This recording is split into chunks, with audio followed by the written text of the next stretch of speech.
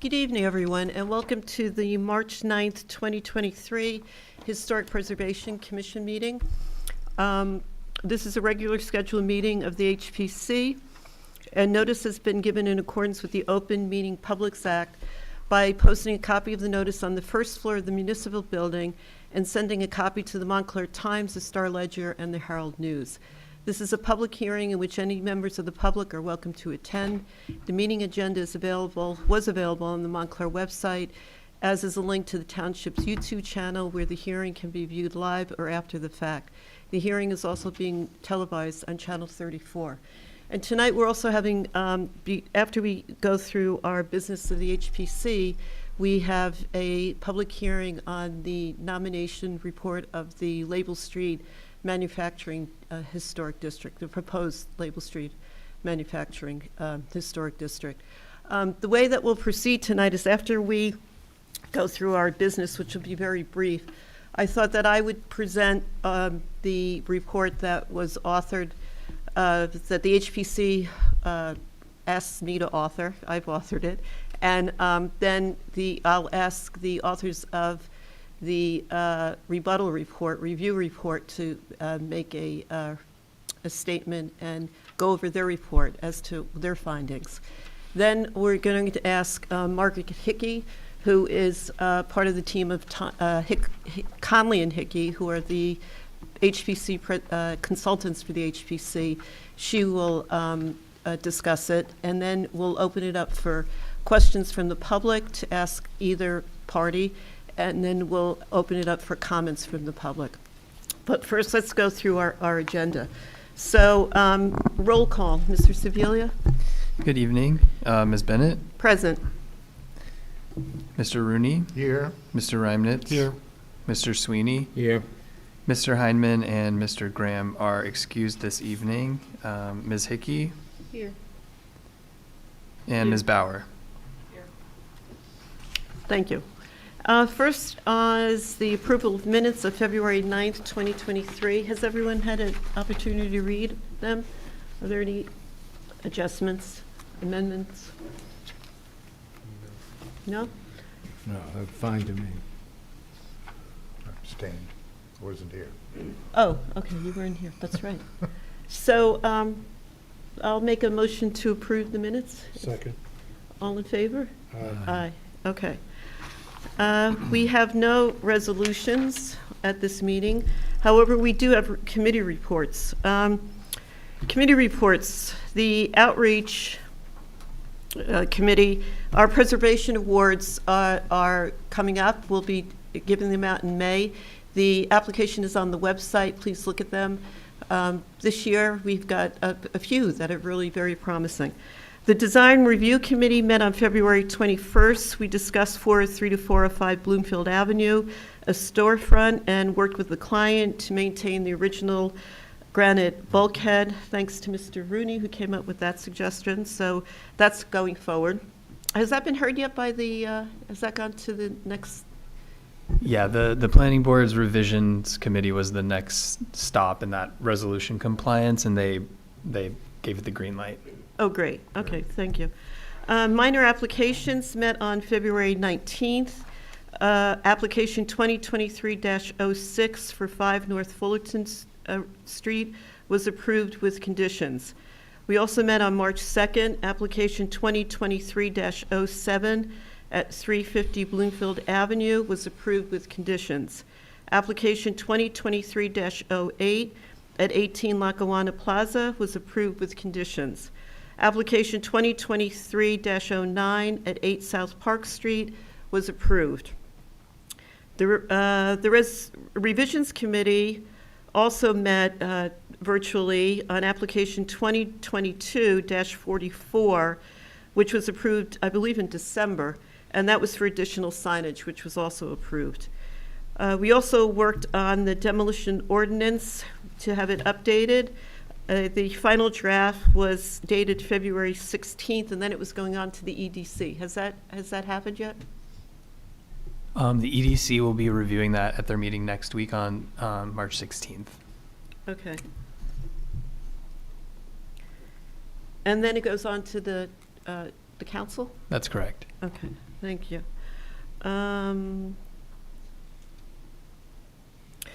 Okay, next on our agenda is is public comment. Now, if people are going to comment on the Label Street district, proposed district, wait until after the presentations. But if there any other general comment for HPC business, you could come up now. No? Okay. Seeing that the public comment is closed, there is no old business. We'll move on to new business, which is a public hearing for the proposed Label Street Factory local landmark nomination report. So, like I said, what I thought I'd do is I put together a PowerPoint, and as everyone, this was available online, if everyone has gotten a chance to read it. So I just thought to make it more understandable.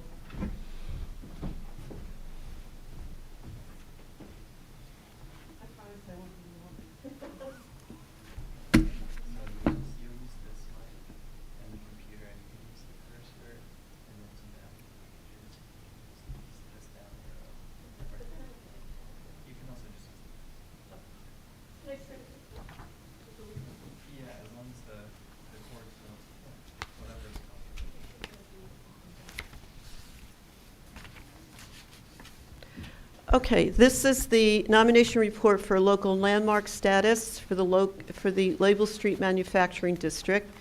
It was prepared by I was the author, and on the being asked by the HPC, who we discussed it at our meeting. I believe it was in September. So this was and it was given the approval to go ahead to write it. So, authored by me with also help from other people in the preservation community of Montclair, and really with a lot of help from both the library, the people at the Montclair Public Library, and also from the Montclair History Center. So these are the buildings that are in discussion. The third photograph actually has two buildings. The one in the foreground is the brick building, and the teeny building that's in the back is at the corner of Erie and Oak Street. This is a Google map to show you the parcels. The green parcel is where at 16 Label is now where the inspection station is, which has been rehabbed. 18 Label Street is a cinder block building, but it also it goes from Label all the way over to Oak, and it also has a large swath of Tony's Brook that comes through it. And then 6 to 10 Erie Street, which is the largest parcel, has, you could see the buildings that are on it. The buildings have accumulated over the years. These are the buildings, as I said before. 16 Label Street, which is now the inspection station, has been adaptively reused into a restaurant that was up for sale. I believe it was 2010. The 18 Label Street is a cinder block building that dates from 1950. The picture on the left is the view from Label Street. The picture on the right is the view from Forest Street. So the inspection station fills in the corner. Tony's Brook, which is a very important element in talking about this, runs through it. Unfortunately, I wish you could see it closer. Right here, there is a iron bar that goes across the brook, and over here, there's both brick and cobblestone infill. 6 to 10 Erie Street. This is the corner of Erie and Label, which is the old Richie Cesare's restaurant. And then there are two shots of this, two of these. You can see the proximity to the railroad over here. And then this is the larger building that's on the corner of Oak and Erie, which dates from 1907, which is the United States Printing Company building. And those are current photos, so those stand now. The Montclair Township Online Historic Inventory map shows you the proposed historic districts that are right next to each other in this area. We have the Walnut Street District here, the Walnut Street Business District, the Label Street, Worker Housing, Christopher Street, and, oh, I forgot what that is. I can't really see on the other side. Christopher Street. Adriana, what does that say? Well, to know that the pinks are all proposed historic districts. And the proposed historic districts are districts that are in our HP element for the master plan. These were suggested when we rewrote when Montclair rewrote the master plan. I believe it was 2007. And the consultant identified these districts, and as a suggestion was that in the future that we go forward with creating local landmark districts out of these proposed districts. Now, what we're discussing tonight, which is this here, the Walnut Street Business District. Label Street is here. No, Label Street is there. This is Erie. That is Oak. And then here we have Walnut. So, well, where's Walnut? Is that Walnut? I'm sorry, I can't really, oh, why am I looking up there? Well, I can't see it that well here either. Okay, so anyway, it's in that district. It's in that proposed district. So this is it's a proposed district in the master plan HPC element. So really what really got me interested, what got us interested was listening to the conversation and the presentation about the redevelopment plan that was going forward. And I have really never, it's not that I never paid attention to it, but I didn't really know the extent of the manufacturing that was down in this area. And it's really interesting because and especially being on the HPC, Montclair is viewed as having all these grand houses, working houses, residential houses. So it was interesting to find that in reality, there were, especially here, there were 19th century industrial centers that were clustered around the railroad. Now and Tony's Brook. So Tony's Brook that came from the north, traveled down to the south, eventually went through where Lackawanna is now, and then sort of went down, angled its way southwest and out into the Second River. But the first manufacturing was really down by Wheeler Street. So that was where there were a number of mills. Nothing of that exists anymore. Then you come up to Lackawanna, the train station was there. There were also some lumber yards, that type of thing, where building materials would be offloaded because of all the building that was going on, especially with all these houses that were being built. Not only houses, but commercial districts, not light industry districts.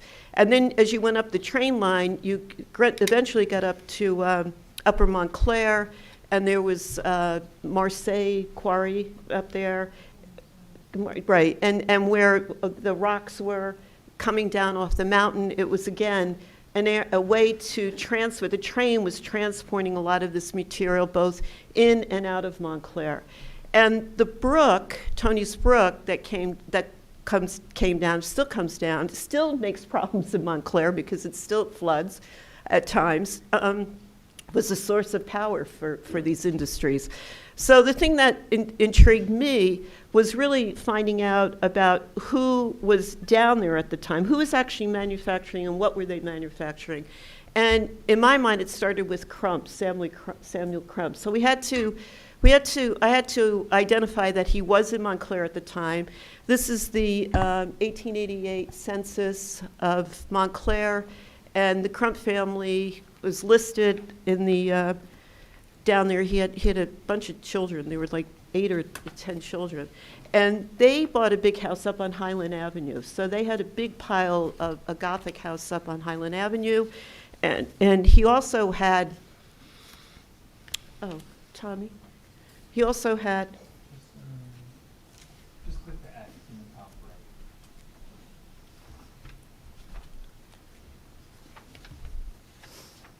right. all right. Well, he had the house on Highland Avenue, and he also bought property down on the area I just described, with close proximity, actually right next to the railroad line at the Walnut Street Station. Unfortunately, I had a nice map here to show you that came from the Essex County Atlas of 1881, but the image seems to have disappeared. So that's too bad. So here we have the Crump Label Company. Samuel Crump moved out. He had a very successful, he moved from Brooklyn. His father had started this company in New York. They had 2 or 3 factories in Manhattan. Manhattan being very close, not enough room to expand. He looked at Montclair, saw the transportation, saw the ready workforce, saw the area that could really be used to develop his factory.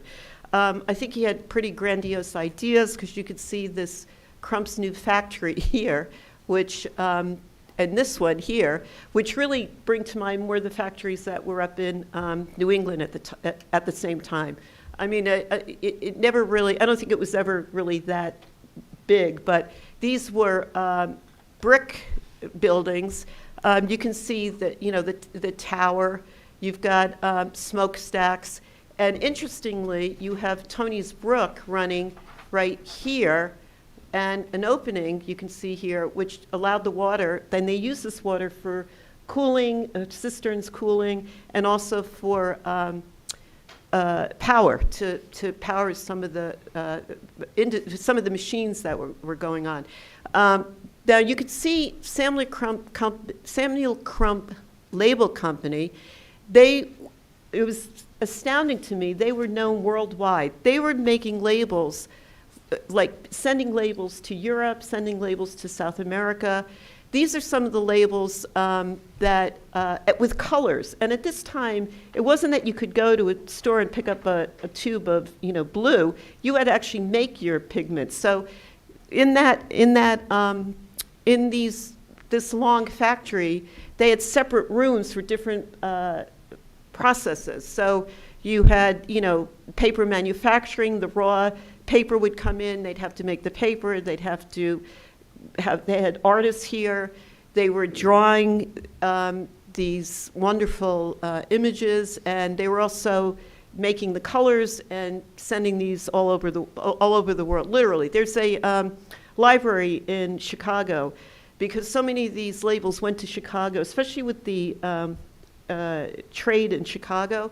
They were making labels, and they kept them. They have a whole series, a whole archive of Crump labels. But not only were they making that type of sort of ephemera common culture art, they were also making very serious things. Crump was involved in patents, so he took out like 5 patents at the time, all involved with paper making, while he lived here in Montclair. And then we have this image, which is an image of George Washington, and it is a portrait of George Washington, and all of I don't know if you could see it, but this is a photo engraving.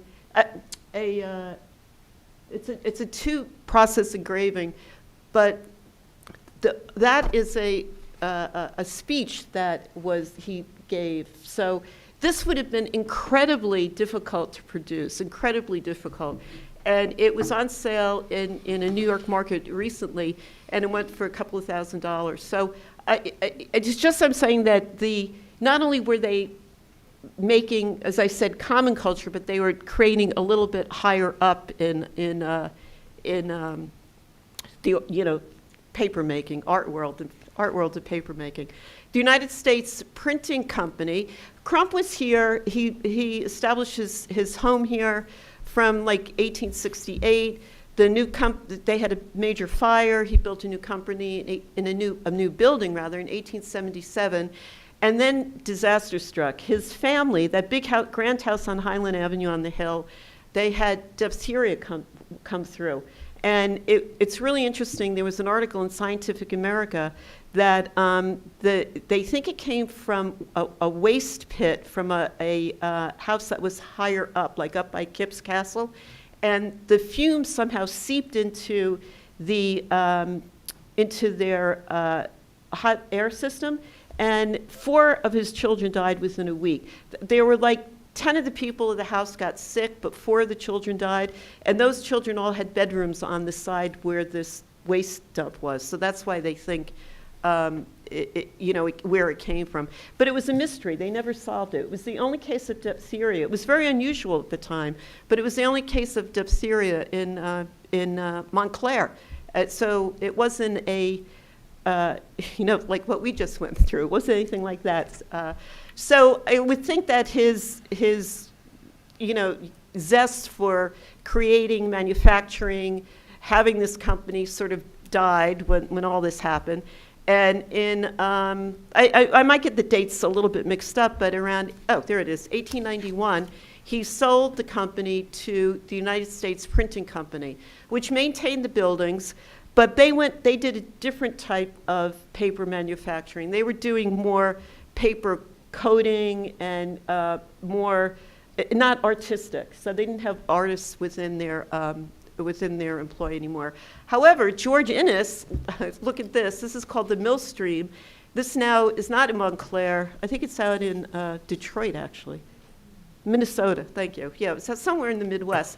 But, and it was sent there, it was there after Mr. Innes's, the wife and the daughter had an auction, and they bought it, somebody in the Midwest bought it. But anyway, this is the Millstream by George Innes, which actually depicts the Crump label factory in the distance. Just a little extra bit of information, because I think this is so Montclair-centric that it's interesting. So, fast forward to 1906, you have the U.S., which I just spoke about, the U.S. Printing Company here. Oak Street, and in the slide before, you could see that there was a wood on this side. This has been plotted out for houses. There are some structures on here, but the U.S. Printing Company was, and I have to say, Crump moved out of the area. But 2 of his employees took over the manufacturing, the company. So he moved out of the area. This then goes on. There's a rebirth of a different type of manufacturing paper from 1906, and you can see here that these are lots. But by 1907, the U.S. Printing Company now has built this building on the corner, which is the building that stands there today. So the other thing I tried to point out in my report was the idea that this was a manufacturing center, a light industry center. Across from the railroad station, which would be about here, there was this was called the Globe Press, and this was another plant. It was a printing house of distinction. They printed books. That's no longer there. Now it's the Soccer Dome. That went, I guess, I don't even remember when this building was demolished, but certainly within our lifetime. And then this is the Cardinal Paper Company, which is the Cardinal Tracing Paper Company. It was the largest when he moved. Mr. Cardinelli moved from California, moved to Montclair, the largest tracing paper company in the world. And this was demolished, certainly in my lifetime since I've been here in Montclair, and is now the area to the west of the Egan's parking lot. So you can see that there was a area of light industry down here. This is an aerial shot I got from the Montclair Times, 1922. You could see, I have arrows here. This is the Crump plant. This is the New Jersey Paper Company buildings. This is the Globe Press, that long, low building. And over here we have the Cardinal Vellum Manufacturing Company. So again, it just proves, and the train line, of course, the train line, which is omnipresent here, was always very important. And interestingly, when Crump came to Montclair, when I showed you that map before, it said Label Street housing. That was Label Street housing that he built for his employees. So he was really ahead of his time. He had shares. His employees were given shares of the company, and he was also a prohibitionist. He was involved in many activities in the school system. He was a big believer in keeping idle hands busy. So he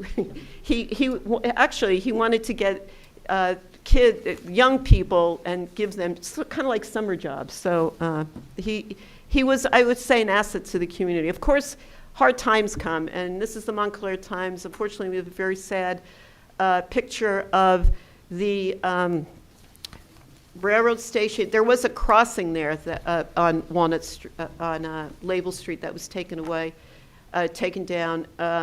But here we see the building that still exists. This is all gone. I'm sorry it's not a clearer photo. And this was what was demolished, which I'm going to talk about later.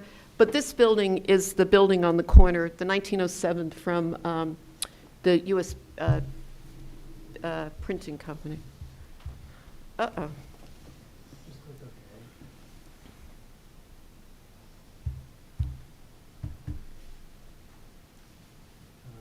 Try going back to the previous page. Which is here? Yeah, try that. Okay, now go back. Go back or go forward? Go back, go forward. Oh, Is okay. there a slide missing? Yes, that's all right. Because the 1937, so I just wanted to say that what happened in the 20s is that the township then bought that whole area. It became the Montclair Welfare Board. It was owned by the Board of Welfare, and they would have classes in there. They would have indigent people coming in for food. They would hold sewing classes. What else did they do there? In 1930, there was the Montclair Exposition where they had a big car show. They were hoping to make it some type of a, like a Javits Center almost. But that didn't go very far. So in 1937, this is a picture from the Montclair Times. They decided to take down the old Crump Label Company building. However, there were two buildings that were kept, and I have the article from the Montclair Times. Commissioner McMahon said that the township was going to keep the 1907 building on the corner of Erie and Oak, and also the corner building on the corner of Label and Erie. So what happened then? So all that whole row of building came down except for the corner, and now the inspection station was built, 1937, I believe this is. And this is a drawing, a rendering by C.C. Wenhack, who was a Montclair architect, which is interesting. It shows the station as it was proposed, and this is the station as it is now. This is how it was in 2010 when it was bought and adaptively reused. This is a picture of it as it is today. And we know it as the Montclair, I'm going to say bread company, but I know that's wrong. It's because they've gone, so it's gone on. Yeah, I know. But it still creates quite a centerpiece, an anchor for the neighborhood. So what happened after that? In the 1940s, with the war effort, a company by the name of Oil Jack, who was in Montclair on Glen Ridge Avenue, but needed to expand because they got all these military contracts. So Oil Jack came up, moved a little bit further north. This is the Globe Press building, which is no longer here. This is a building next to it, which is no longer there. I don't know what, that's long gone. But the Montclair tax map from 1948, you could see that Oil Jack Company owned this entire piece of property right here. And this, of course, is the inspection station. And these are the buildings as they are today. I believe that's the last slide. So it's my hope that if this does get designated as a historic district, that these buildings will remain, especially this building here, which is the original, which is the Richie Cesare's building, which I think is part of the original Crump factory building. The reason I believe that is it was a visual identification. And if you look at the maps, the mapping, this has it has a truncated corner here, and then this is on an angle. So it has a very definitive shape to the building. And I think the brickwork looks as though it's from the period. It's a commercial building from the period. There are a number of additions on it here and in the back over here. And those were done to emulate the parapet line on the top and the decorative brickwork here. Of course, there is this wooden wainscoting over it, but I would think that perhaps underneath it would be the original brick. This building, again, is the U.S. Printing Company building that's on the corner of Oak and Erie. And again, this has had a number of additions onto it, but I think the core of it, the biggest part of it, is really an original building from 1907.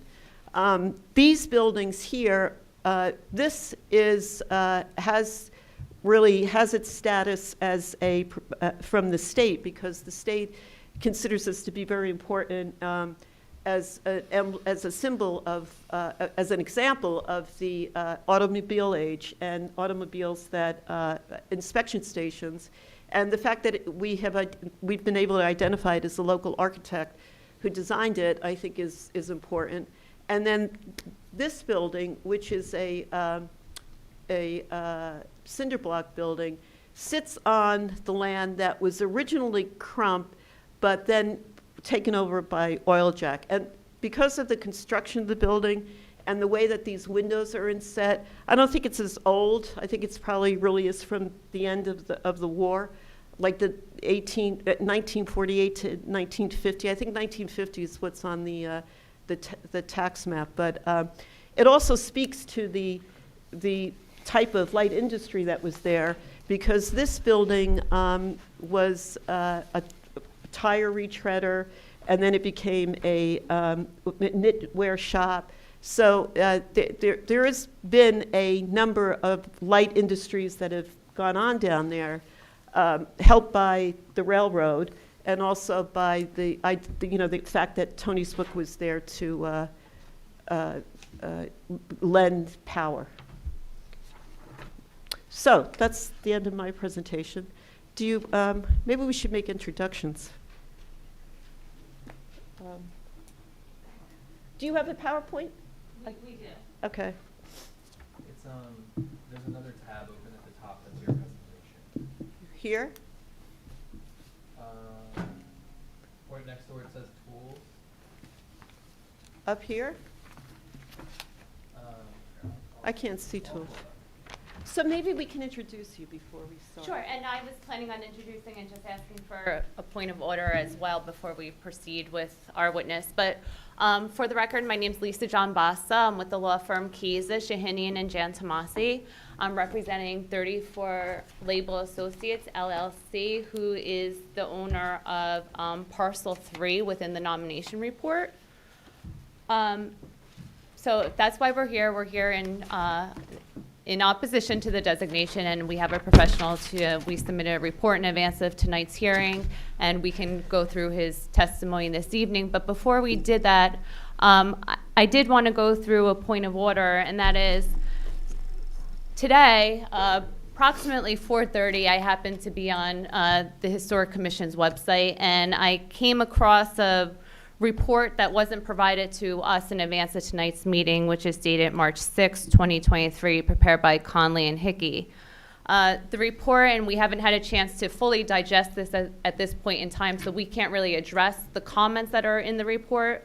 But I do note that in the conclusions, the commission's own consultant is, and I don't want to speak for you, I see that you're here, says that there are deficiencies in the nomination report that was prepared, as far as chronology and the like. It also goes on to recommend that one of the buildings come out of the nomination, and there's also recommendations that this nomination not be the review report, that there's issues with the report as it's written today. So I wanted to see if, before we got into our testimony, is whether the commission had an intent this evening to vote on the nomination report that was prepared by Ms. Bennett in the form that it is today, or if it intends to go back and relook at that report.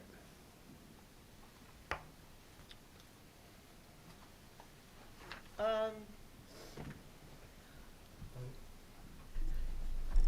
we under some sort of time pressure? No, we're not under a time pressure. No, we're not. Actually, when I read this, I would love to, I know there are some inconsistencies, especially with the last part, which is the statement of significance.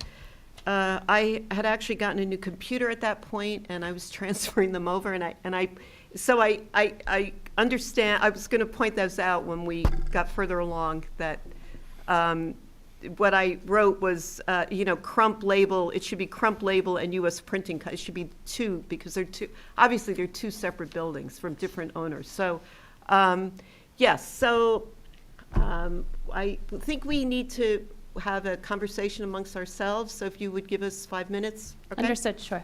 All right. Let's turn off our.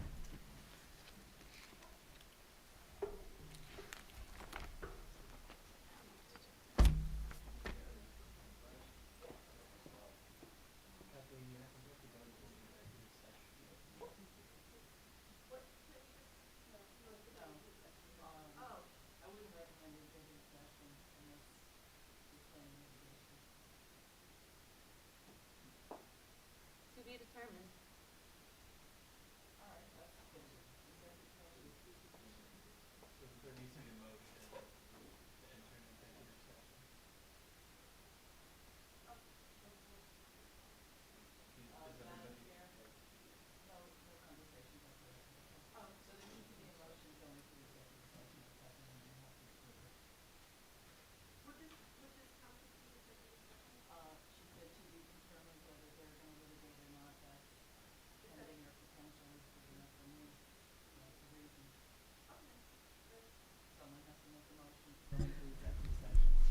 I'd move that we go into executive section. Second. Okay, we're moving to go into executive session. Oh, we have to vote, sorry. Vote on the motion. Yes, yes, Aye. Aye. yes. Did we just leave the room? Is that the Why don't we leave the room? We leave the room. So there's only a couple of us. 4 of us. It'd be better if we had a place to go. Is there some place to go? Go upstairs. Okay. We'll be right back.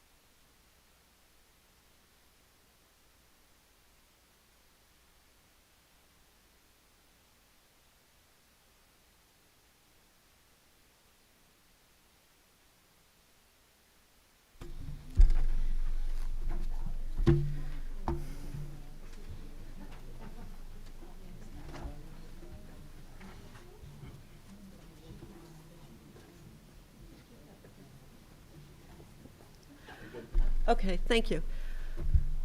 Okay, we've returned from executive session. So I just want to let you know that we will not be voting on this tonight.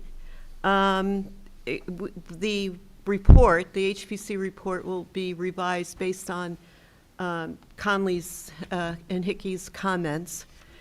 And if you would like to present tonight, you may, or you may come back at our next meeting, which is April 13th.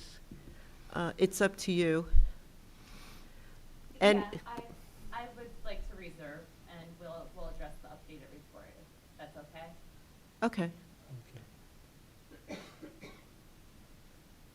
Okay? that's fine. Thank Okay, you. all right. You want to do any public Thank you. comment?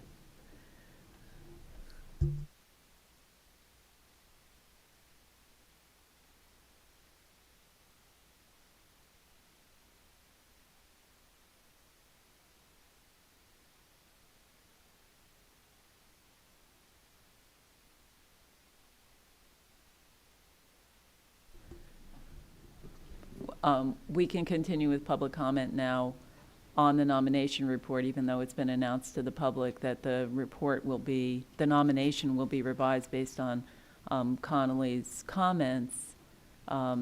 We're still in a public hearing on the nomination report, so anyone else that wants to comment on it, even though it will be revised, can continue to do so now. The attorney for 34 Label Street Associates decided to reserve and come back after it's revised. Okay, Yes, there will be, Well, there'll be- there will be public hearing again on April 13th 13th. when the revised report is considered. Yeah. okay. So, thank you. So I'll open it up to public comment now. And if anybody would like to come up, please state your name and address.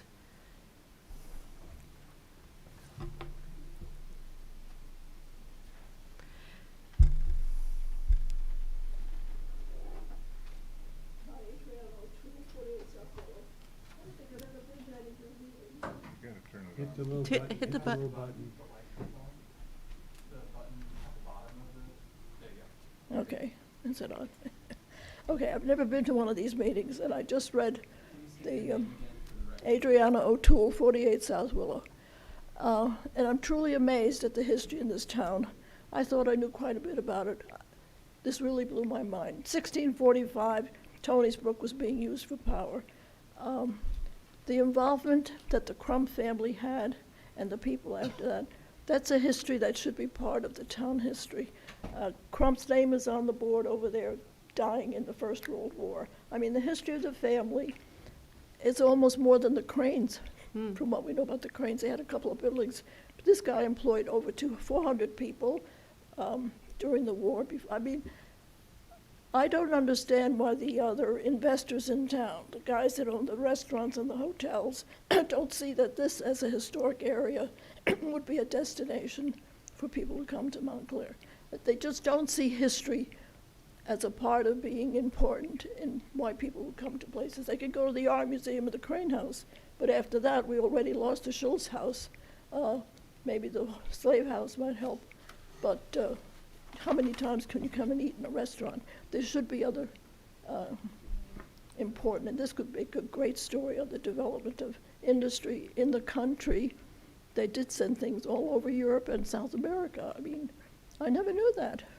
Not that I should have, but I mean, I was surprised I didn't know that. So this is definitely an area that should be considered historic and developed as such with the educational aspect to it. That's what I say. Thank you.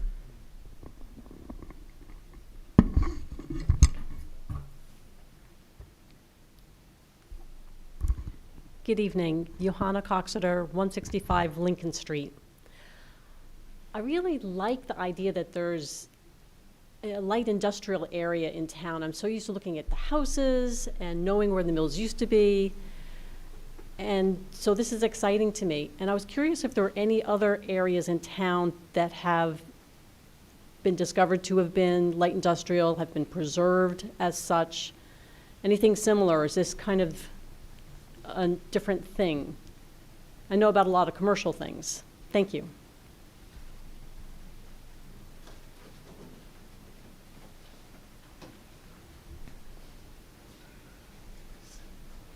Sit there.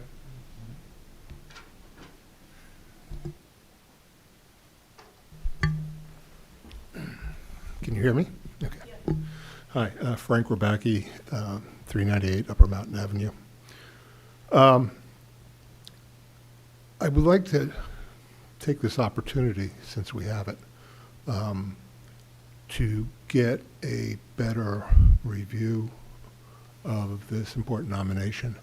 But I want to focus on the objector's testimony, and specifically the report, because we don't have their testimony. I'm extremely disappointed with the quality of the report. I think there's too many errors in there to have a high confidence level in some of the points they're attempting to make. I think there are some important omissions in how we are approaching this. And I think there's a lesson that came out of the Economic Development Committee from the council when they screwed around with your demolition ordinance and started changing definitions. And even this report pointed it out. It's not just about structures. It's about the site. It's about what happened there. It's about the landscape. It's the natural features as much as it is the man-made features. And I think that we're missing an opportunity to see the broader picture of Tony's Brook and what that meant and still means to this town in conjunction with the railroad and what that means for this town, and the fact that they weave in and out from north to south and connect at certain points in this town, and interesting things happen. And the Label Street area is one of those areas where not only do we have Tony's Brook and the railroad intersecting, but we have the emergence of the Automobile Society that is now layered on top of that. And so that makes this a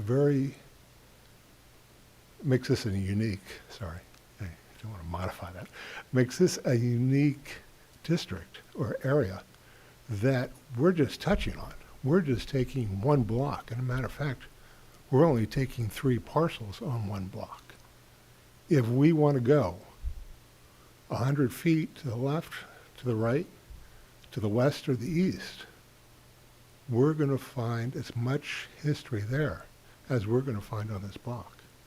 So I hope that we can come together and have edits and improvements to the reports, and especially the quality of the objector's report, because I think that will contribute. That makes for a better product in the end, but not with this quality, not with this quality. So I look forward to the April meeting. Thank you very much. Oh, and by the way, to answer your question, the industrial zones, I want to make another point. The industrial zones in Montclair generally follow Lackawanna, the C2, and the other industrial zone was up in Upper Montclair, next to that, between the Acme and the Bellevue Theater. Those are the major manufacturing or industrial areas. And we actually, it was called the M1, which is the industrial area for Montclair. And that was one of the glaring omissions that we did. We were talking about an industrial zone, manufacturing, and this report, this review report, doesn't understand what the term is, doesn't define what manufacturing is, and doesn't use the existing zoning that we've had in this town since the 20s, that were revised in the 30s, and that we've revised every decade since, and that we had an M1 zone since 1921. It's an industrial zone, and this was an industrial zone. So whether it had retail, whether it had other uses, it was an industrial zone. And that's nowhere in any of the reports. So again, I think there's a lot of opportunity here, but I think there's an exciting opportunity. Thanks.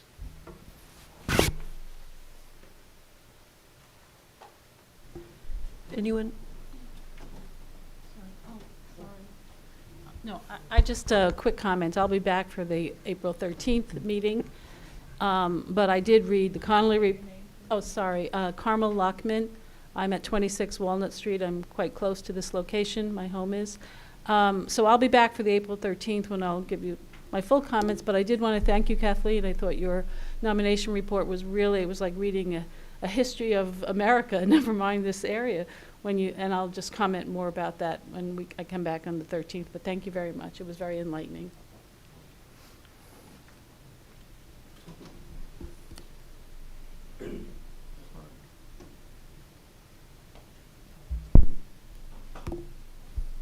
Hi, David Greenbaum, 91, oh, pardon me. Hi, David Greenbaum, 91 Lloyd Road. Good evening. My favorite building in Montclair was formerly the Montclair Inspection Station. It's a little gem and I'm glad that you shared with us the name of the architect. I'd like to follow up with you on that. It's really almost like a Doric Greek temple, and it really is fabulous how it was thoughtfully and adaptively, creatively reused. And I think that this is a very exciting area of our town. I think everybody who's lived here for any extended period has seen the area really evolve organically. And unlike, the imposition of kind of speculative development, this has really kind of cultivated its own kind of organic quality of food and beverage and creativity in terms of artisanship in some of these buildings.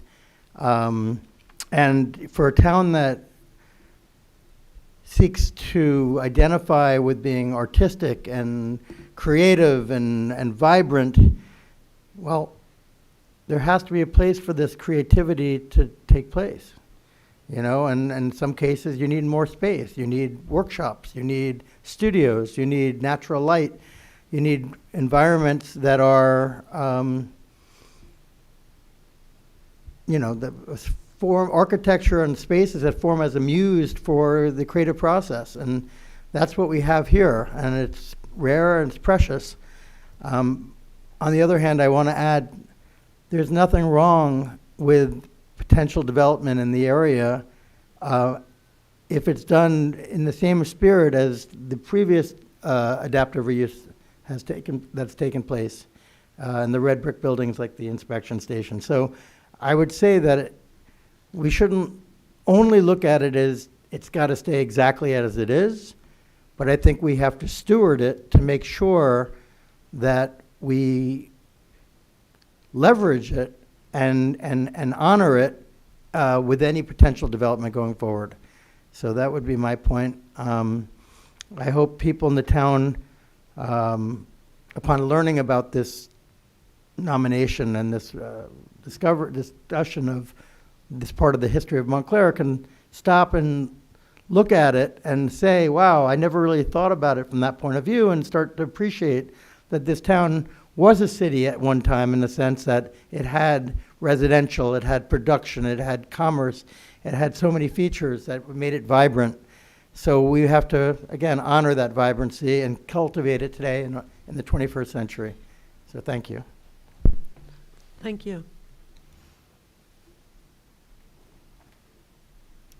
Hello, Lisanne Renner, 42 Godfrey Road in Montclair.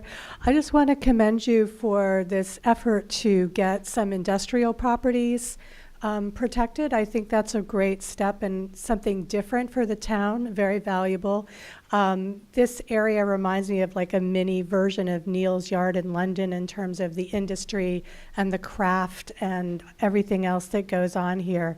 I hope to be back in April for further comment, but I just want to say I think you're going in a great direction. Thank you.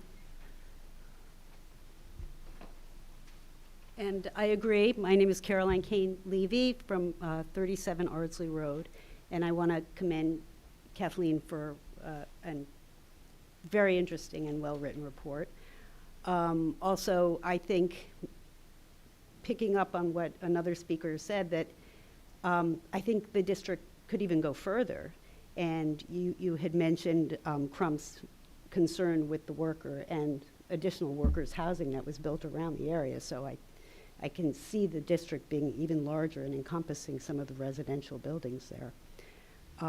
Also, I want to commend one of the owners of these properties that had already done adaptive reuse and done a really great job. And if there is another owner that's protesting designation, they should really look to see what can be done there, and be aware that buildings that are eligible for National Register designation are also eligible for tax credits, and that's something that they should look at. But overall, I'm very excited about the designation. Thank you. Any other further public comment?